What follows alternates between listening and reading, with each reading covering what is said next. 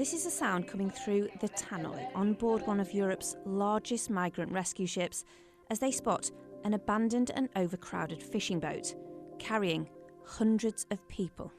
It's a tale that has become far too familiar, of desperation, near death, and the politics of migration, as people flee conflict, poverty and persecution in search of what they believe will be the safety of Europe's shores. I'm Liz Bates, and on this episode of Sky News Daily, we'll hear a harrowing account from the front line of one of the most dangerous routes, North Africa across the Mediterranean. Already this year, at least 1,000 migrants have died trying to cross, and as summer approaches, it's getting busier. But first, Sky News Europe correspondent Adam Parsons has been witnessing it all up close. He joined one of the rescue organisations on board the Disembarkation, an 80-metre-long rescue ship on the lookout for migrant vessels in distress. He's still on board the ship now, docked in Italy, and tells us about the moment that they found one. It was a quite incredible sight. You could see people gripping on to every window frame, every inch filled. I mean, just imagine, this boat is probably capable of 30 or 40 people. It's got over 600 on it. And to put that into context, that is a decent sized village of people crammed into this one boat. And you can glimpse all sorts of details. I remember seeing a guy wearing a leather jacket, and even within this cacophony of sound and these smells and all this nervous tension, I remember thinking, why on earth would you make this journey through this beating sun and still keep wearing your leather jacket? People with these rucksacks, and they would jump into the boat and with their rucksack and cling to it for dear life. And you know, small children, there's sort of babies and these children who seemed so vulnerable. And you can glimpse all of this from the side. But of course, at the same time, you're trying to offer assistance to people who are in desperate need. And I think the other thing that your senses take in is that sort of sense of the salt from the sea, the wind that sort of is coming against you, and the sheer fact that here we are, you can't see anything else. We're in the middle of the sea. There's no land to be seen, no other ships except the Italian Coast Guard, the two rescue boats, this hulk of a fishing vessel, and then the Disembarkation, the huge rescue ship in the background. And other than that, there is nothing to be seen until the horizon in every direction. You'd imagine there'd be a sense of jubilation, but there kind of was from some people, lots of waving, and other people just totally silent, really still. And I think some of that was because they were so ill, and some of it was because they just didn't know what was going on, and have subsequently told us they thought we might have been pirates. They didn't know who we were. It might have been kidnapping them. So a real range of emotion from me. I must say, it was just a sense of, wow, those really are hundreds and hundreds of people. How on earth are we going to get all of these people off this boat safely? And the conditions on the boat? Well, I mean, imagine. So the testimony of other people is really grim. They'd been at sea for about 4 days. The water had run out. The food was very sparse that they had left, and what they had left was rotting. One guy said to me that they'd had one slice of bread one day, but the another day they had a round of cheese designed for 8 people. He said they'd had a big thing of water, it had finished. In the end, people were just taking tiny sips. And then we know that without water, people really, really struggle to stay alive. And various people have talked about this. You start having this fantasy of drinking seawater, even though you know that you can't do it. We made repeated journeys, and every time we came back, we thought, well, it's just, the number isn't going down. And that's because what we couldn't see when we first got there was an underbelly, people right in the bottom of the boat. There were hundreds of them. And I spoke to some of the survivors, and they sat and clenched their legs together and said this is how they survived.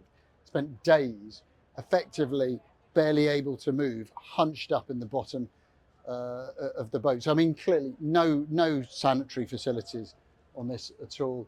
A really, really grim picture. And that is why, and I believe them when they say this, they thought they were going to die. That by the time we found them, Captain had abandoned the ship. No one knew how to work it. They didn't know which direction to go. They had no maps, no navigation, running out of food, had no water.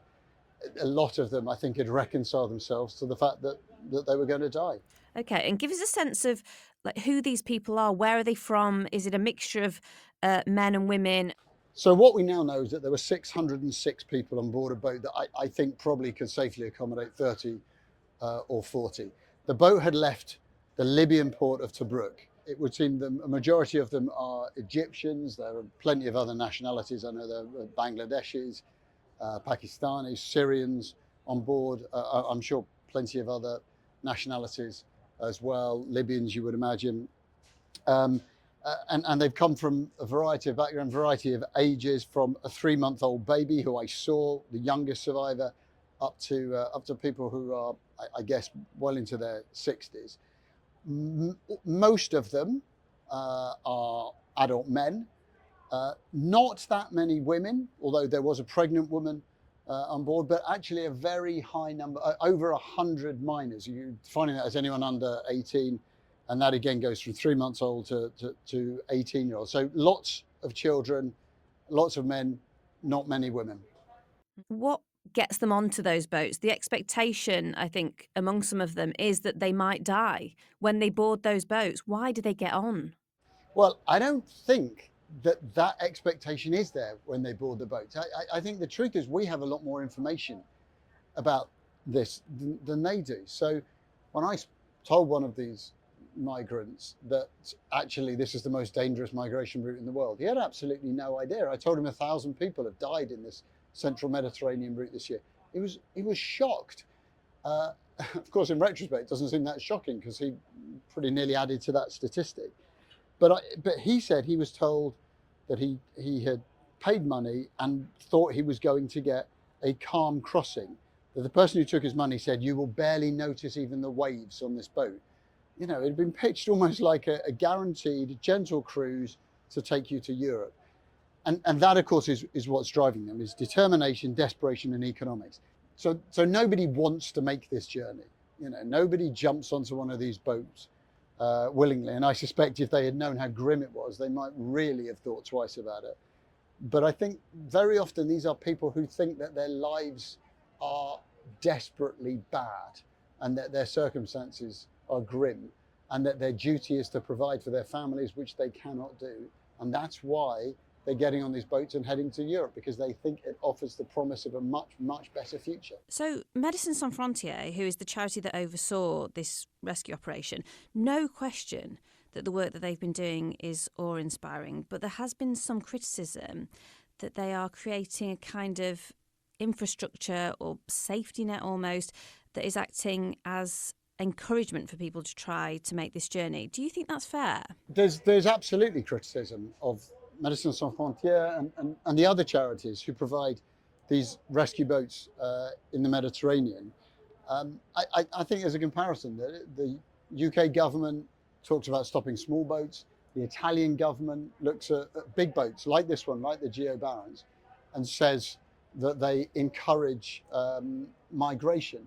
Now, the Italian government maintains that this is their perspective, this is their analysis, and they have introduced new regulations that do make things more complicated. So, for instance, every time this boat carries out a rescue like this, it has to report it to the authorities and then return back to what's called a port of safety. So in the past, they might do multiple rescues and then bring all of those people back. But if you take, for instance, this boat, the last time it went out, it rescued only 26 people and then had to make a long journey back to Italy to drop them off. I don't think there's any doubt that that's been done in order to try to stymie and interrupt their work. As I speak to you now, I'm on board, they're disembarking people, and there are 3 police vans here, as well as other emergency services. I think that's partly a symbolic sign to show we're watching you, and we don't really approve of you. I think it was one of the Italian politicians described these as the taxis of the seas. If you ask the charity themselves, they obviously completely deny this. They say that the vast majority of rescues are actually done by the Italian Coast Guard, and that they say they're responding to a problem, that they're not creating it. But it's definitely something that plays very potently in Italy and probably in the wider world. You're covering this as a journalist. How difficult is it to see it from the angle of just a human being? What's it like for you do you ever think of your own family? I've covered migration for a long time, whether it's in Lampedusa or Lesbos or many, many days spent in northern France.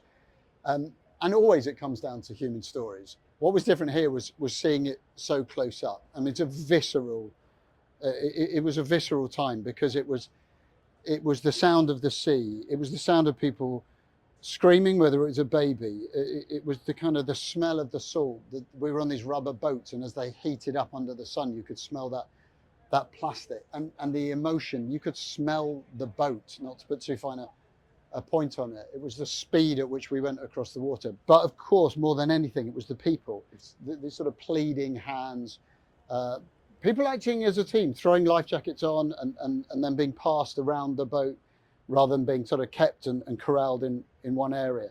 It's on I think a second boatload, a man got on, quite an older man, who was wearing a big overcoat, and he grabbed me and kissed me on the cheek, and he had stubble, and I sort of can still feel that as I say it. There was a woman who got on, and she looked really pale, and I was helping to sit down, and she just fell dead weight right on top of me and nearly knocked both of us over the side. But there's nothing you can do. You put her down, and I asked the woman who I sat next to her to hold her hand and just sort of look after her and keep. And then there was a doctor on board who'd seen obviously so much more of this, and he looked at her and said, "Look, she'll be fine until she gets to the geobarents and someone can examine her." So everyone you looked at had a story. You know, all of these people are humans, and whatever your politics, whatever your view of migration, I don't think you can ever take the humanity out of it. Whether you see these people as asylum seekers or economic migrants, nobody wanted to be on that boat. Nobody wanted to risk death in the middle of the Mediterranean. So yeah, I think you do think of that human side and how it plays into the political and all the other dimensions that make migration such a complex issue. Give us a sense of what happens to these people now. Where are you? What is the next stage of their journey? What will they be facing? So we just docked in the Italian port of Bari. Initially, they go through a kind of Red Cross facility where they're given flip-flops, pair of shoes. They're checked over for their health. Some of them are put in hazmat suits, I guess, if there's a fear over their health. And as I look now, I can see a long queue snaking off to my left towards a blue building. My understanding is that inside that building, they're getting that kind of initial processing of who they are, where they've come from. Do they have a passport? Do they have any family in Europe? I think fingerprints will be taken. So this is effectively the first stage of processing them, and the first stage of fulfilling that ambition that so many of these people have, which is to start a new life in Europe.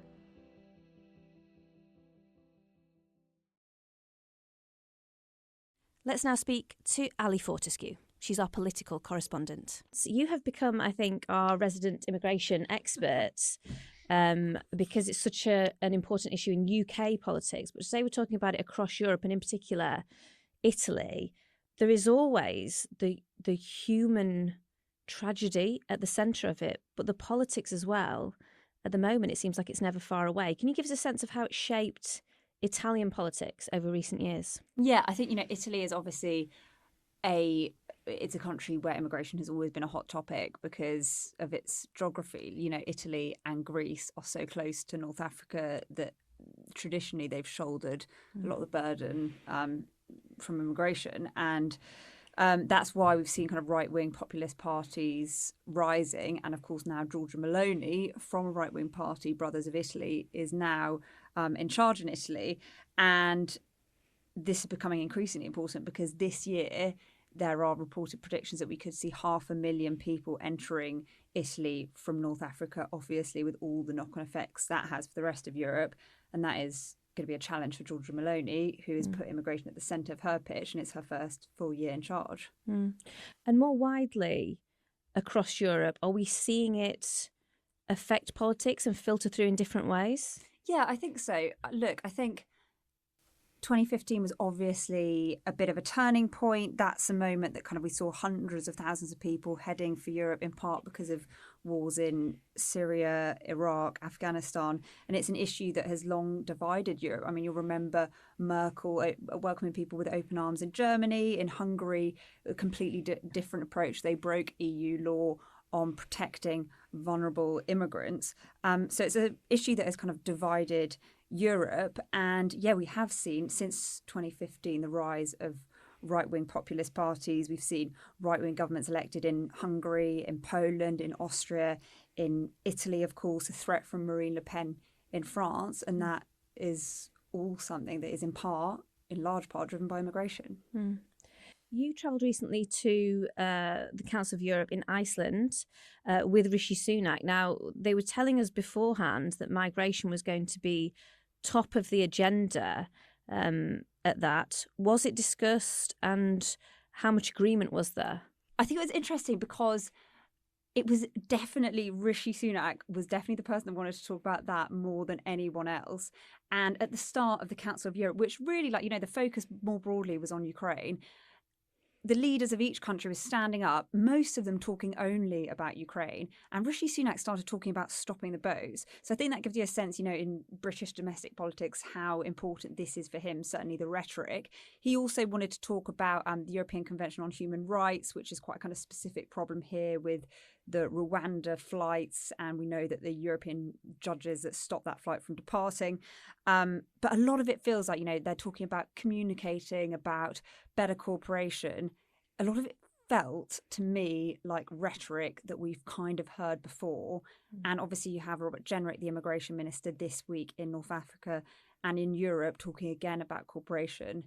Whether or not that will actually, make a difference, I think remains to be seen. Yeah, and of course, all made slightly more difficult post-Brexit when it comes to cooperation. As Rishi Sunak has said, and many European leaders have said, and we're seeing this in Italy with Giorgia Meloni, they say they are intent on stopping illegal migration across the sea onto European shores. What is preventing European leaders from really making progress on that? Well, I think firstly, it's difficult. We know that disrupting these smuggling gangs is never going to be easy when you have people that are desperate to come into Europe and willing to pay at time, sometimes thousands of pounds, and smugglers willing to help them and willing to find, new routes, be that geographically, or new routes, for example. Now I see people coming on boats, not in lorries anymore. It's an incredibly lucrative business at the centre of it. It's such a lucrative business, and I think disrupting that is very difficult. We know that the National Crime Agency in this country have been working in Europe. They say that there's no easy fix. This is so difficult. And we're talking about hundreds of thousands of people being displaced. And of course, different people have different countries, have different views, as I've said already. I guess you also need the political will for countries to actually work together. For example, Britain and France, they need to work together. But actually, is it perhaps in France's interest for boats to cross the channel and come to Britain, because that means people are leaving France, and that feeds into their kind of immigration policy. So I guess, the political will and the difficulty of the problem and the fact that we're seeing more and more people fleeing persecutions, being displaced, makes it really difficult. My thanks to Adam Parsons, Ali Fortescue, and to you for listening to this episode of the Sky News Daily. It was produced by Emma Ray Woodhouse. The editor was Philly Beaumont.